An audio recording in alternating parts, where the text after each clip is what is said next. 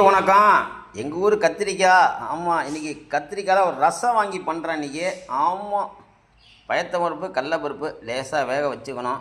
ஆமாம், அதுக்கப்புறம் அரவைக்கு இந்த மாதிரி கடலப்பருப்பு, உளுத்தம்பருப்பு, கொத்தமல்லி வரை, பெருங்காய கட்டி, வரமிளகா இதெல்லாம் நல்லா செவக்க வறுத்துக்கணும்.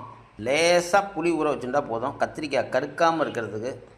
இப்போ நமக்கு தேவையானது புளியை தனி ஊற்றிண்டு, கத்திரிக்காய் தக்காளிலாம் போட்டுண்டு, கருவேப்பிலை, மஞ்சத்தூள், சாம்பார் பொடி கொஞ்சம் போட்டு நல்லா கொதிக்க விடணும். எவ்வளோ கொதிக்கிறதோ அவ்வளோ டேஸ்ட்டு நல்லாயிருக்கும். ஆமாம், உங்களுக்காக நல்லா சுண்டி வந்ததுக்கப்புறம் பருப்பு, நம்ம வேக வச்ச பருப்பு போட்டுடலாம். நம்ம அரைச்சி வச்ச கறவையை போட்டுடலாம். அவ்வளோதான்.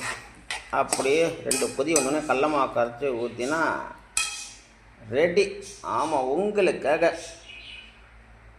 கத்திரிக்காய் கிரேவி. ஆமாம், அவ்வளோதான். ஒரு தாளிப்பை போட்டால் ரெடி.